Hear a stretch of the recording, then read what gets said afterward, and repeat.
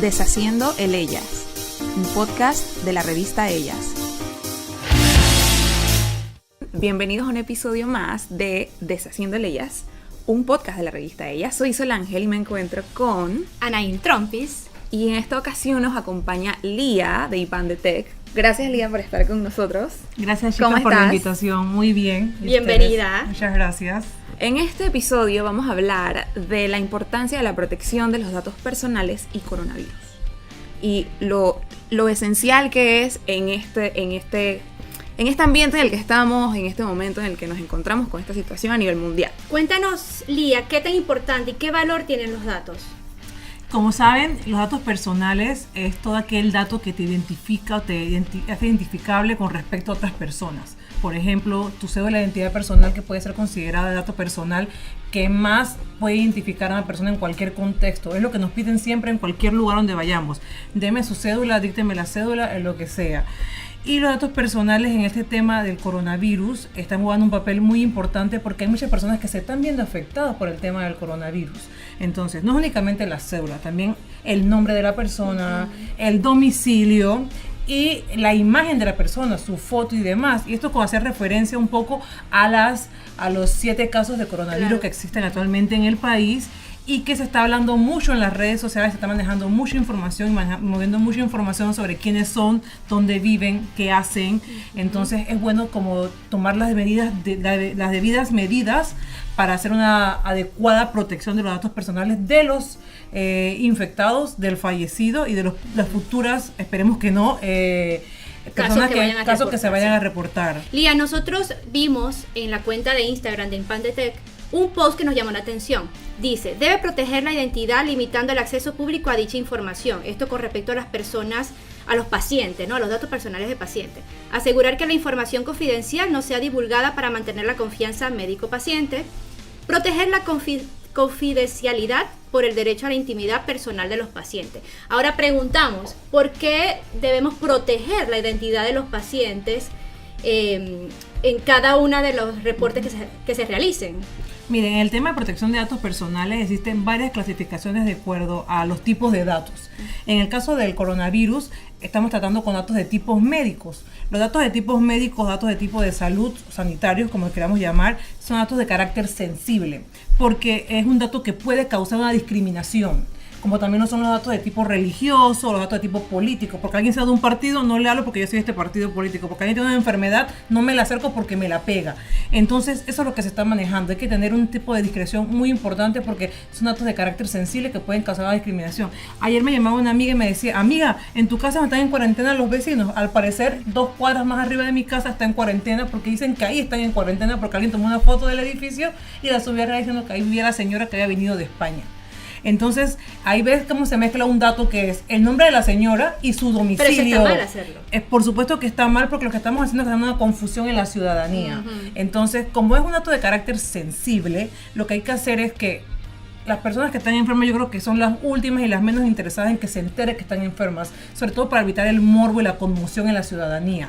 Entonces, los médicos, las personas que trabajan en los centros médicos, las enfermeras y auxiliares y profesionales afines a la salud deben mantener una debida reserva de la información de esa persona enferma.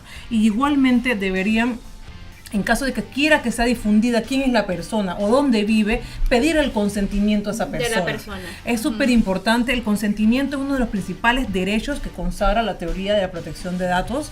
Tienen varios derechos en protección de datos, pero el consentimiento es muy importante porque si tú no das consentimiento a alguien de que use información relacionada a ti, no debería usarla. Y ahí violamos ese principio de la libertad de datos personales que está súper como aunado al tema de intimidad, privacidad y demás. ¿En Panamá hay algunas leyes que regulen esto de la protección de datos? Mira, actualmente en Panamá hay una ley que no está en vigencia, entrará en vigencia a partir del mes de abril del año 2021, pero esto no nos exime de que comenzamos a hacer ya docencia y crear un poco de conciencia en la ciudadanía, un poco de educación. Es decir, ustedes a pesar de que no existe una ley sobre la materia, los centros médicos ya de por sí tienen un control y un cuidado con los datos de los enfermos. Hacen llenar una hoja, un consentimiento informado y demás. Entonces, todo eso es súper importante. Entonces, con el tema del coronavirus debe ser extra importante, porque como digamos que hay más de los enfermos que ha señalado el Ministerio de Salud, ya podemos declarar que el país está en una pandemia. Entonces no es así. Y creo que esto es súper importante. Igualmente es súper recomendable que las personas que trabajan en estos centros médicos, llámese públicos o privados, tengan una debida reserva de los datos de los enfermos. ¿Por qué? Porque puede que entre ellos, si yo voy a una clínica privada y me atiendo, pero la prueba de coronavirus se hace en el hospital público, ellos pueden mandar información de una clínica a otra, pero siempre manteniendo el secreto profesional. Es decir, tiene que hacer una relación entre ambos médicos y el enfermo. No tiene por qué ningún tercero intervenir para obtener esa información. No te estoy enviando esta información para que la repliques. Exactamente, que eso cumple con el principio de la finalidad, que en datos personales se llama la finalidad, es la finalidad por la cual recolectamos los datos, los tratamos y los manejamos. La finalidad es para pasarle a la clínica pública el expediente de este enfermo que se tenía en la privada, para que puedan hacer la prueba respectiva del coronavirus aquí en el país. Lía, hay gente que piensan que, bueno, yo recibí esta información, entonces mejor compartirla para que la gente lo sepa, como pasó con que tomaron la foto del edificio en tu caso. ¿Qué tan mal está eso? Mire, entonces, haciendo un mal uso de los datos personales de estos posibles casos de coronavirus en Panamá, está muy mal porque hay mucha gente mandando audios, mandando cadenas, mandando cadenas en forma de audios, de imágenes o de textos, hablando sobre el coronavirus, sus posibles repercusiones, incluso los casos que existen en el país y en otras partes del mundo. Si esa información no viene o proviene de una fuente fidedigna, reconocido oficialmente por el Estado, que es quien es el encargado de los temas de salud pública, en este caso el Ministerio de Salud y la comisión que haya nombrado el presidente de la República para el tema del coronavirus, que entiendo que son gente de diferentes instituciones del Estado, no podemos considerar que esa información es certera.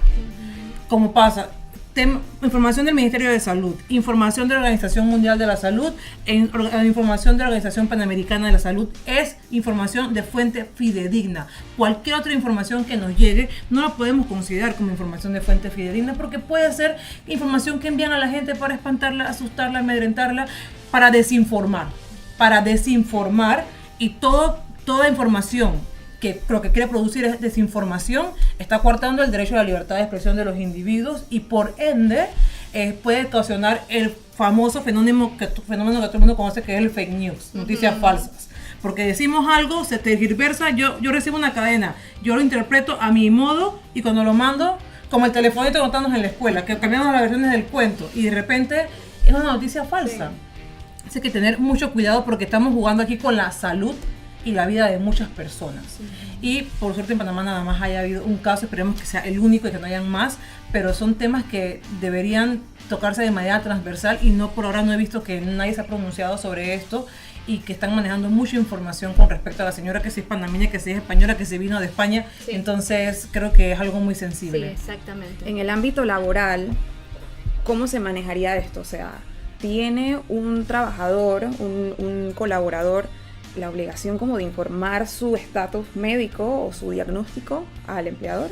Mira, en el ámbito laboral es súper importante que las personas que sientan algún síntoma de VAS, pero sobre todo siendo muy honestos con ellos mismos y con su empleador, notifiquen, se hagan las debidas pruebas y lo hagan. En caso que una de las personas tenga, sí debería informar a su empleador para que tome las medidas respectivas y pueda ver qué posibilidad existe de que haya alguna persona, un tercero contagiado, y que no se haya una pandemia en la oficina, o sea, una empresa multinacional que tenga uno y que todos, o sea, además hay gente que es hipocondríaca, ¿sabes? Entonces se puede inventar que me siento mal y no es por eso. Sí. Y todo es una cadena de sucesos. Y también los empleadores están tomando la modalidad de hacer como home office o la denominada teletrabajo, que ya fue recientemente aprobado como ley de la República, que no está mal. Igualmente he visto en las redes sociales de la Organización Mundial de la Salud que recomiendan muchas medidas, desde la típica de lavarse las manos, tener wipes o tener alcohol, hasta temas de que si alguien está estornudando o tosiendo, que se vaya al médico, se chequee o que trabaje desde casa. Claro. Eso también para evitar porque lo principal aquí es el tema de la prevención. Prevenir para no lamentar. Y una vez que el empleador conoce de este caso, debería reservar los datos del una vez que el empleador conoce esta información, a no ser que tenga el consentimiento de la persona que esté enferma, no debería revelar la información. Uno, por ese tema, y dos, por el tema de cómo es un dato sensible de tipo médico, puede causar la discriminación. Ese compañero puede curarse, puede volver a la oficina, y nadie se le va a querer acercar porque tenía coronavirus. Exacto. Entonces manejarlo, aunque bueno, Panamá, como nos manejamos en Panamá, seguro si la persona no viene a la oficina, van a saber que fue el que está enfermo, ¿sabes? Exactamente. Lía, incluso, bueno, en España, recientemente salieron algunas figuras políticas donde ellos mismos utilizaron las redes sociales para contar que ellos tienen el virus, que el resultado les salió positivo. En el caso de figuras públicas o celebridades, no se aplica esta protección de datos mientras ellos... Recuerda que el titular de la información o del dato personal es uno mismo. Okay. Por lo tanto, si yo me pronuncio ante mi red social o ante cualquier medio diciendo que yo tengo la enfermedad, yo soy el titular de mi dato. Claro. Yo puedo hacer lo que quiera con esa información y puedo poder exponerla. Claro. Lo mismo pasó con futbolistas. Hay un futbolista del Paris Saint-Germain que también dijo que estaba enfermo, no podía jugar en el partido de hoy, por ejemplo. Y hubo otros futbolistas que no van a poder jugar la final de la Copa del Rey. Estaban tratando temas también de tipo deportivo que se está presentando. Bueno, y a nivel local de Panamá se ha escuchado muchos casos que se han suspendido eventos que tenían con tiempo de organizarse. Entonces, creo que también, porque fue una de las principales recomendaciones del gobierno, evitar aglomeraciones.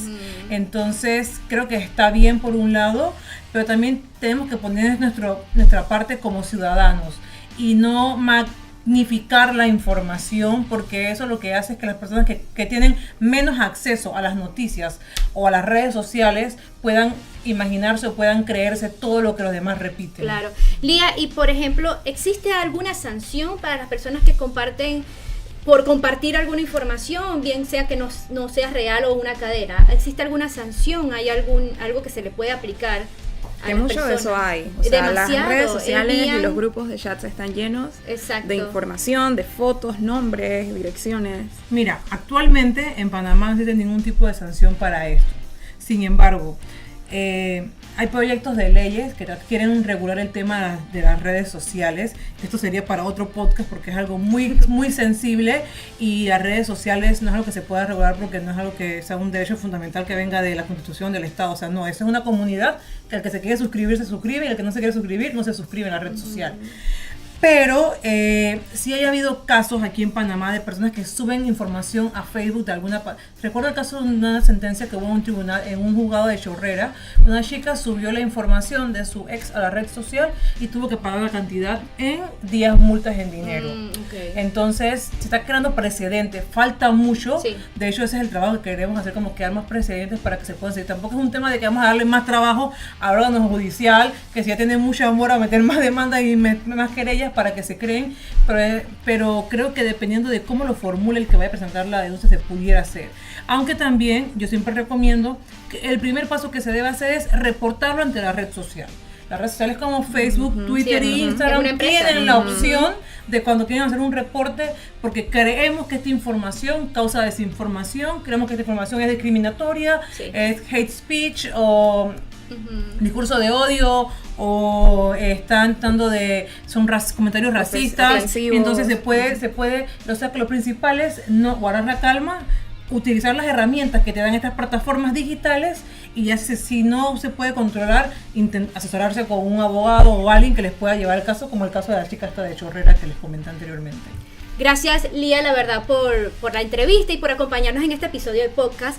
Si quieren conocer más, les invitamos a seguirnos en nuestras redes sociales @revistaellas y también en nuestro sitio web ellas.pa. A Lía también la pueden seguir en @ipandetec en Instagram, Facebook, YouTube y Twitter, y ipandetec.org en nuestra página web. ¿Pueden hacer cualquier consulta a través de las redes sociales? Sí, a redes sociales por mensaje privado o a través del formulario de contacto en la página web. Excelente. Muchas gracias, Lía, y muchas gracias por escuchar este episodio. Hasta la próxima. Esta es una producción de la Unidad de Contenido Digital de la Prensa. Grabación, Miguel López. Edición, Paola Yin.